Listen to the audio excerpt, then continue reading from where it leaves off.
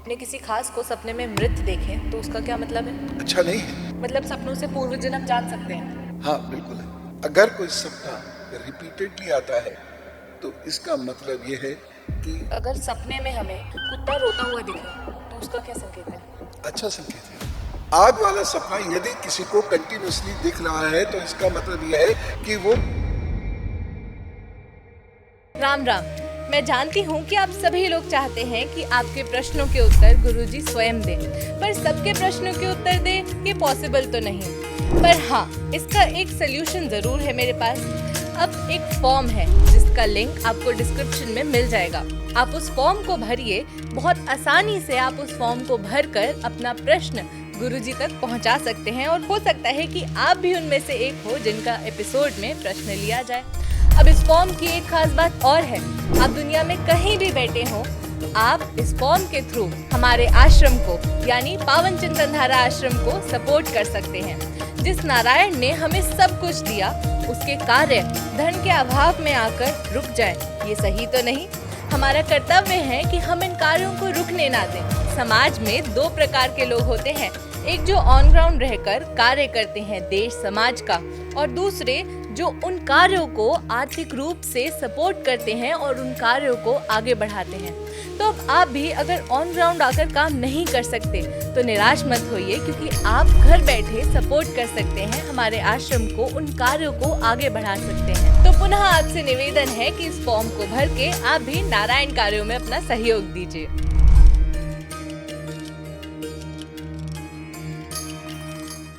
सपने हमें आते ही क्यों हैं? अगर किसी चीज का कोई उद्देश्य ही नहीं तो फिर वो होता ही क्यों है? और उद्देश्य है, अर्थ है, तो फिर वो क्या है? चलिए जानते हैं गुरुजी से। राम राम सभी को, स्वागत है आपका the Pawan Sinha Guruji show में।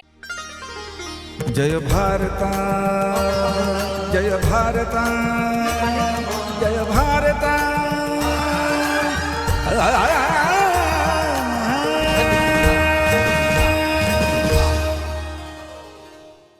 राम राम गुरुजी, कैसे हैं आप? राम राम, मैं बिल्कुल अच्छा हूँ। सपने देख कर आया हूँ तो बड़ा फ्रेश महसूस कर रहा हूँ। गुरुजी, सपने पूरी रात तो परेशान कर देते हैं, सोने ही नहीं देते, आते ही क्यों हैं ये? देखिए, सपनों का एक हेतु होता है। ईश्वर की जो दुनिया है, ईश्वर का जो विधान है, उसमें कुछ भी ऐसा नहीं है जो हो और उसके पीछे का उद्देश्य ना हो। कुछ भी एवं ही नहीं होता है। हर चीज के पीछे एक रीजन होता है, हर चीज के आगे एक कॉज और इफेक्ट होता है, और उसे हमें पढ़ना आना चाहिए। जब पढ़ना आ जाता है तो समझ में आता है कि बादल की जो गरज है ये बारिश वाली है या बौछार वाली है, या केवल गरज के लौट जाएंगे। तो फिर ये जो सपने पढ़ना है, इसके हिसाब से हमें सपने क्यों आते हैं? देखिए, इसमें सिगमंड फ्रायड ने रिसर्च शुरू करी और उसके बाद उनका जो स्टूडेंट था, उनका जो शिष्य था यंग, उसने इस रिसर्च को आगे बढ़ाया। देखिए, एक चीज समझिए, और ये साधकों को भी समझने की जरूरत है। हमारे मस्तिष्क में 4 प्रकार की तरंगे होती हैं, अल्फा, बीटा, थीटा और डेल्टा। इन 4 किस्मों की तरंगों के आधार पर हमारी जो मेमोरी है वो कार्य करती है। स्मृति, अब देखिए, किसी को 2 घंटे की स्मृति होती है, किसी को 2 दिन की स्मृति होती है, किसी को 2 साल की स्मृति होती है, और जो बहुत पावरफुल माइंड होते हैं वो इतने पीछे तक चले जाते हैं। बहुत सारे पावरफुल माइंड को तो उनके जन्म होते ही वहां की स्मृति होती है। मतलब जन्म के 1-8 साल बाद भी उन्होंने किसी को देखा होगा तो उसकी स्मृति रह जाती है। सोचिए, एक छोटा सा बच्चा 1-1.5 साल का, उसको वो स्मृति रहती है, और ताकत होगी दिमाग के अंदर, तो एक स्मृति ऐसी होगी जो उस जन्म से इस जन्म के बीच के पुल को बनाए रखती है। तो सपने मजाक नहीं। उड़ाने को उड़ा ले मजाक, लेकिन सपने मजाक नहीं है। और इस पर बहुत रिसर्च हुई है, और 19वीं सेंचुरी में तो इस पर बहुत रिसर्च हुई है। तो हमारे जो मस्तिष्क की तरंगे हैं, ये अलग अलग किस्म के ख्वाब यानी सपने दिखाती हैं। और अगर कोई सपना रिपीटेडली आता है तो इसका मतलब यह है कि कोई ऐसा इंसिडेंट हुआ है जो हमें हमारे बारे में बता रहा है, और उससे निजात पाने के लिए हमें कोई प्रायश्चित या कोई और उपाय करना चाहिए। अब चूंकि ये वाला हिस्सा विदेशी संस्कृति में नहीं है, इसलिए भारत के भी वो लोग जो आधे विदेशी हैं इसको मानते नहीं हैं। ना मानो, होता है वो होता है। तो स्वप्न की ये स्थिति बहुत महत्वपूर्ण है और ये हमें बहुत सारी चीजों से बचा के रखती है, बहुत सारे संकेत और वार्निंग्स भी हमें देती है। गुरुजी, जैसा आपने बताया कि ये सपने हमें पढ़ने आने चाहिए, तो बहुत सारे लोगों के सपनों में आग लगी होती है, क्या इसका कोई संकेत होता है? हर चीज का, आग का संकेत है, पानी का संकेत है। एक चीज और मैं बताता हूँ, सपनों का आयुर्वेदिक प्रयोग भी किया जाता है। यानी एक खास किस्म के सपने यदि किसी को दिखते हैं तो इसका मतलब उसके शरीर में इस नाड़ी से संबंधित रोग होगा। हाँ जी, ये पता चल जाता है। ये वात या पित्त या कफ प्रधान व्यक्ति है, उसके सपनों से ये पता चल जाता है। सपने ना कारण नहीं होते, हम देख समझ नहीं पाते। अब जैसे आपने आग की बात की, आग वाला सपना यदि किसी को कंटिन्यूअसली दिख रहा है तो इसका मतलब यह है कि वो पहले मुश्किल में फंसेगा और जो मुश्किल में फंसेगा उसका कारण वो स्वयं होगा, वह उसके भीतर की सोच का परिणाम होगा और उसके बाद हो सकता है वो बाहर निकल आए, लेकिन मुश्किल में फंसेगा और वो भी अपने कारण से। और सपने में कोई जानवर दिखना? बहुत सारे जानवर हैं यूं तो। हाँ। हाथी दिखना अच्छा होता है। सांप? सांप दिखना थोड़ा सा डेंजरस होता है। बहुत सारे लोगों को बहुत सारे सांप दिखते हैं, इतने सांप दिखते हैं कि सोते सोते उनको ऐसा लगता है कि उनके लिपट गए सांप, उठ के बैठ जाते हैं और अपना बिस्तर टटोलने लगते हैं। इतनी रियलिटी होती है जी। तो कई लोग तो अपने स्वप्न से घबरा कर नींद की दवा लेके सोने लगते हैं। दवाइयां कभी भी अपने मन से नहीं लेनी चाहिए, चिकित्सक सलाह से लेनी चाहिए, लेकिन कई लोग ऐसा करते हैं। तो ये बिल्कुल भी ठीक सिचुएशन नहीं होती है। अगर किसी को सांप ज्यादा दिख रहे हैं तो उसे एक प्रायश्चित करना है। क्या प्रायश्चित करना है? अब लोग कहते हैं सांपों को दूध पिलाने चले जाओ, जबकि सांप दूध पीता ही नहीं। सांप बहुत मजबूरी में भूखा मर रहा होगा तो दूध पिएगा और दूध पी के फिर मर जाएगा, क्योंकि दूध से उसको निमोनिया हो जाता है। इसलिए सांपों को दूध नहीं पिलाना चाहिए। खैर, वो नागपंचमी वाले दिन बताएंगे। फिलहाल जो चीज है, ऐसे लोगों को अपने पितरों के तर्पण निमित्त समाज की सेवा करनी चाहिए और उन्हें 43 दिन तक प्रतिदिन तर्पण देना चाहिए। दक्षिण की ओर मुंह करके मिट्टी के बर्तन में जल भर लें और जल भरने के बाद दक्षिण की ओर मुंह करके और फिर वो तर्पण करे और 43 दिन तक प्रतिदिन गौ सेवा करे और किसी एक व्यक्ति जो कुष्ठ रोगी हो उसको वह कुछ भोजन अवश्य दें। धन भी दे सकते हैं। ये कार्य वो करना शुरू करें, स्वप्न समाप्त हो जाएगा, डर लगना बंद हो जाएगा। और अगर हम किसी खास को, अपने किसी खास को सपने में मृत देखें तो उसका क्या मतलब है? अच्छा नहीं है। इसका मतलब यह है कि हमारी जिंदगी में अकेलापन आने वाला है। हमारी जिंदगी में जो हमारी भावुकता है वो बहुत बढ़ जाएगी और अनसपोर्टेड रहेगी, उसे कोई सपोर्ट नहीं कर पाएगा। हमारे जो भाव हैं वो बेकार जाने लगेंगे। कोई हमको धोखा भी दे सकता है और उस व्यक्ति की आयु बढ़ेगी, ये भी है। तो इसके दोनों प्रकार के परिणाम हैं। उस व्यक्ति की आयु बढ़ रही है लेकिन स्वयं के लिए ये कष्ट आ रहा है। तो ऐसे लोगों को सोने से पहले कोई भी धार्मिक पुस्तक अवश्य पढ़नी चाहिए और सुबह को गायत्री से यज्ञ करना चाहिए। एक बहुत कॉमन सी चीज है गुरुजी, लोग अपने आप को बहुत ऊपर से गिरता हुआ देखते हैं सपने में और उठ के बैठ जाते हैं। तो इसका क्या संकेत होता है? रोग शरीर में आ रहा है, हार शरीर में आ रही है, लेकिन हार के बाद जीत है और रोग के बाद वह स्वस्थ भी हो रहे हैं, ये इसका अर्थ है। लेकिन परेशानियां तो है ही है, इसलिए ऐसे लोगों को अलर्ट रहना चाहिए कम से कम 6 महीने तक। 2 प्रकार की नींदें होती हैं। एक, लोग बहुत कच्ची नींद में सोते हैं, कुछ लोग होते हैं जो बहुत डीप स्लीप में होते हैं। हाँ। तो उन दोनों के सपनों में डिफरेंस होता है? किसी को सपने याद भी होते हैं, किसी को याद भी नहीं होते? हाँ, जो बहुत डीप स्लीप में जाते हैं उनको उनके सपने याद नहीं रहते। जिनके जो मस्तिष्क की तरंगे हैं वो बहुत ज्यादा हाई वोल्टेज की हैं, उनको वो सपने याद नहीं रहते। वो तो पड़ गए, सो गए, सुबह उठ के लेकिन उनको ये लगता है कि कुछ हुआ है रात में, अजीब सा कुछ हुआ है। क्या हुआ है ये उन्हें पता नहीं। ये पता लग जाएगा कि स्वप्न आया था कोई और ये स्वप्न मुझे अक्सर आता है, लेकिन क्या आता है ये वो भूल जाएंगे। जबकि जो उखड़ती हुई सी नींद होती है वो जो है स्वप्न जो दिखाती है वो याद भी रहते हैं, घटित भी होते हैं। सपनों का क्या समय से भी कोई रिलेशन है? सुबह हाँ। के सपने सच होते हैं, शाम अगर सोए तो सपने सच होते हैं। उखड़ती हुई सी जो भी नींद आती है, तो उस समय वह सुबह का समय है।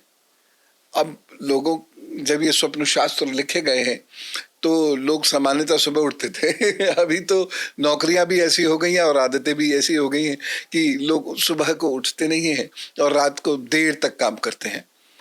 तो फिर भी सुबह में जब नींद उचटती हुई सी होती है तो उस वक्त में जो सपना आएगा, अब उठे हुए नहीं है, जागे हुए नहीं है, एहसास नहीं है कोई भी आपको, लेकिन उस वक्त जो सपना आता है वो याद भी रहता है और वह अच्छा या बुरा कुछ देता भी है।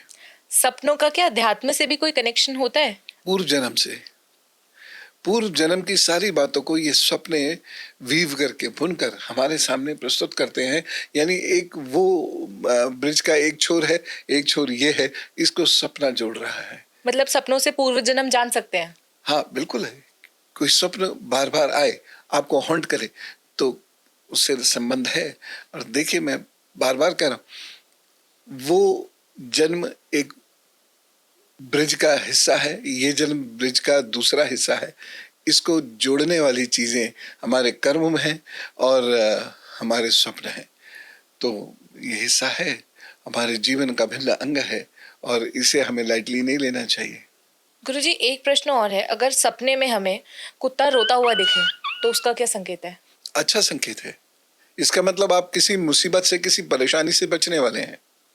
और अगर कोई व्यक्ति रोता हुआ दिखे तो ये बहुत अच्छा संकेत नहीं है। इसका मतलब घर में कोई मुश्किल हो सकती है, घर में कोई परेशानी हो सकती है। उससे डरने की जरूरत नहीं है, लेकिन आप एक काम ये करने लग जाइए कि मजदूरों को, कुष्ठ रोगियों को, बीमारों को किसी भी रूप में मदद करना शुरू कर दीजिए। ऐसी मदद आपको 43 दिन में करनी है, 43 दिन तक लगातार करनी है और उसके बाद फिर कुछ दिन छोड़कर फिर 43 दिन करनी है। तो एक साल में लगभग 3 बार ऐसा जरूर कर दीजिएगा, परेशानियों से बचेंगे। अगर सपने में हम खुद को पानी में डूबते हुआ देखते हैं तो उसका क्या संकेत है? मुसीबत में पड़ने वाले। इसलिए हमें उस मुसीबत से बचने के लिए अच्छे कर्म करने होंगे, सोच समझ कर कर्म करने होंगे, सलाह से कर्म करने होंगे और जिनको भी हम मानते पूजते हैं उनकी पूजा करनी होगी। ध्यान थोड़ा सा कर लीजिएगा, परेशानी से बच जाएंगे। नहीं तो ये परेशानी आएगी जरूर और साल भर के अंदर आएगी और ये फिर संकट क्रिएट करेगी।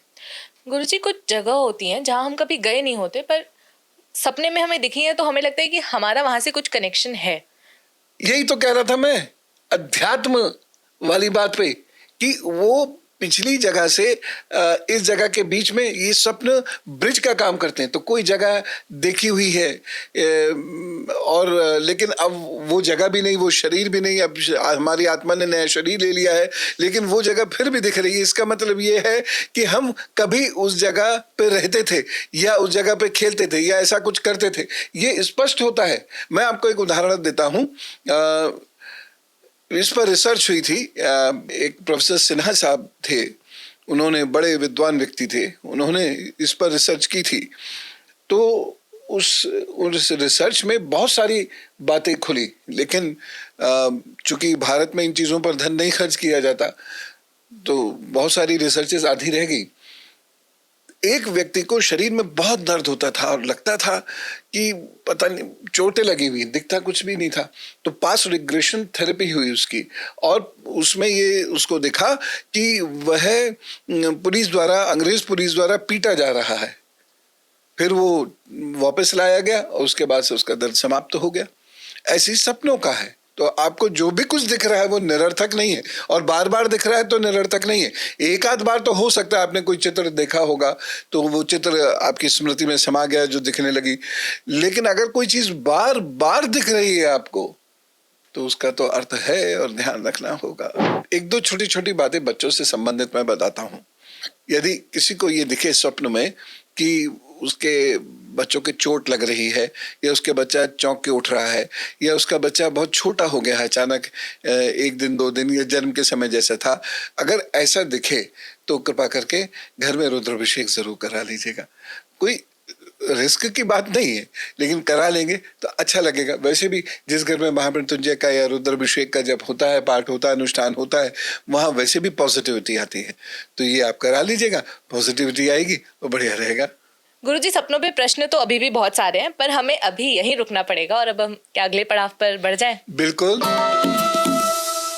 गुरुजी, प्रश्न है, डेट ऑफ बर्थ है 15 जून 1984, हम्म समय है 10:25 PM, हम्म प्लेस है गाजियाबाद, हम्म मैरिज कब तक होगी, कोई उपाय? देखिए, मैरिज को लेके ये कुंडली बहुत कमजोर है, ये मैं बहुत स्पष्ट रूप से आपको बता दे रहा हूँ। मैरिज के बाद भी इसमें दिक्कतें रहेंगी, ठीक है, ये भी मैं आपको बहुत स्पष्ट रूप से बता रहा हूँ। और सब चीजों के उपाय नहीं होंगे, यहाँ जो समस्याएं हैं इसमें सब चीजों के उपाय नहीं होंगे। फिलहाल मैरिज से संबंधित जो बात है कि कब होगी वो मैं आपको बता देता हूँ। तो अगले साल इनके मैरिज का योग बनता है अप्रैल से लेकर नवंबर के बीच में। यद्यपि मैं दोबारा कह रहा हूँ, मैरिज का योग बहुत अच्छा नहीं है इस कुंडली में, ना करें तो बड़ा अच्छा रहेगा, लेकिन यदि करनी है तो मैं कुछ उपाय बता देता हूँ। हर शनिवार जीवन पर्यंत कुछ रोगियों को भोजन ये जरूर कराएंगे, और उसके साथ साथ महीने में एक बार सोमवार के दिन भगवान शिव की उपासना करके और उसके बाद आम का एक पौधा कहीं पर लगाएंगे। ये जीवन पर्यंत करना है, ये करेंगे तो जरूर लाभ होगा। जी, अगला प्रश्न है 20 सितंबर 1987, 20th जी 19 जी, समय है 12:57 PM, प्लेस है गुड़गांव, हरियाणा। इन्हें स्ट्रोक आया था, रिकवरी कब तक होगी, क्या 100% रिकवरी हो पाएगी, और क्लिनिक भी ठीक से नहीं चल रहा है, फाइनेंशियल इश्यूज हैं? जी, ये अपनी बीमारी से तो उबर आएंगे। काम ये कीजिएगा कि अनार के पेड़ की जड़ ले लीजिए, नारंगी रंग के धागे में इनको बृहस्पतिवार को गले में पहना दीजिए और इनको आंवला जरूर खिलाया कीजिए, पहली चीज। दूसरी चीज ये है कि ये जो फाइनेंशियल प्रॉब्लम्स में फंसे हुए हैं उससे कब निकलेंगे। अगली जुलाई के बाद से लेकर लगभग 2.5 वर्ष है, इन 2.5 वर्षों में की गई मेहनत के सुपरिणाम जरूर आएंगे। तो अभी से ही जुड़ जाएं, प्लानिंग करें अच्छे से और काम शुरू करें, जरूर लाभ हो जाएगा। फाइनेंशियल प्रॉब्लम से ये बाहर आ जाएंगे। और उसके लिए एक चांदी का छल्ला ये अपनी पहली उंगली में जरूर धारण कर लें। बस इतना करते रहें, तर्जनी में ये धारण करें, और ये धारण करना है कब, बृहस्पतिवार को, और प्लस आंवला और जो मैंने अनार के पेड़ की जड़ बताई थी वो, बस ये उपाय करेंगे, ठीक होगा। जी, अगला प्रश्न सुभद्रा कुमारी जी का है, 1 जनवरी 1992, जी, बच्चा समाज में एक अच्छा नागरिक कैसे बने?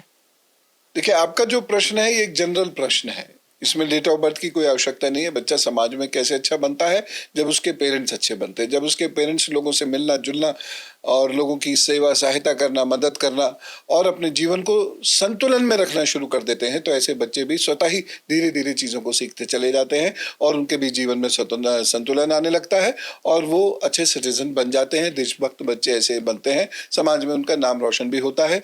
और ऐसे बच्चों को सूर्य के सामने 20 मिनट कम से कम खड़े होकर गायत्री का जप जरूर करना चाहिए, तो उससे ये लायक और काबिल बनते हैं। और यदि इनको अपने बच्चे के बारे में कोई स्पेसिफिक क्वेश्चन पूछना हो तो बताया नहीं जा सकता, क्योंकि इन्होंने ना प्लेस ऑफ बर्थ दी है और न ही इन्होंने टाइम ऑफ बर्थ दिया है।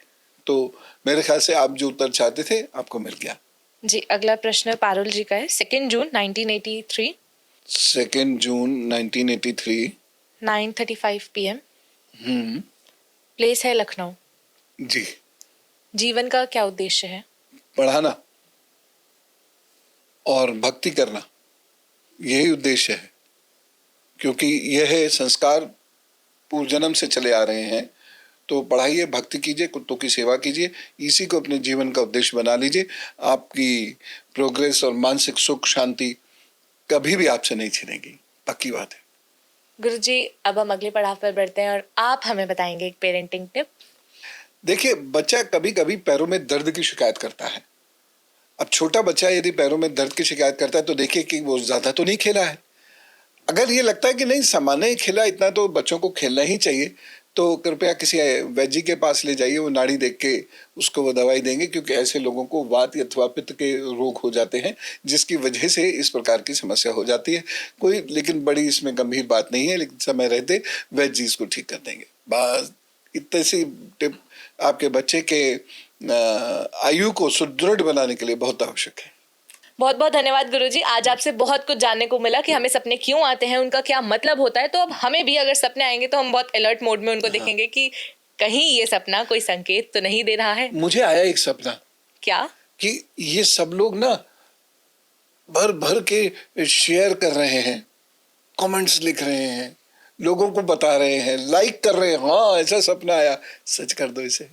तो गुरुजी का ये सपना पूरा हो, ये तो आप सब लोगों की जिम्मेदारी है। अब मैं आप सब लोगों को एक बहुत विशेष सूचना देना चाहती हूँ, जिसका आप सब लोगों को शायद बहुत समय से इंतजार भी होगा। गुरुजी फिर से लाइव आएंगे, जहां आप सब लोग उनसे बात कर सकते हैं, उनसे अपना प्रश्न पूछ सकते हैं। तो आगे आने वाले महीने में किसी भी एक थर्सडे पर आपको ध्यान रखना पड़ेगा, नोटिफाई आपको कर दिया जाएगा। किसी भी एक थर्सडे पर गुरुजी लाइव आएंगे और आपसे बातचीत करेंगे। तो गुरुजी, क्या अब हम विदा लें? बिल्कुल बिल्कुल। तो अगले थर्सडे तक के लिए आप सभी लोगों को राम राम, नमस्कार, भारत माता की जय। जय भारता, जय भारता।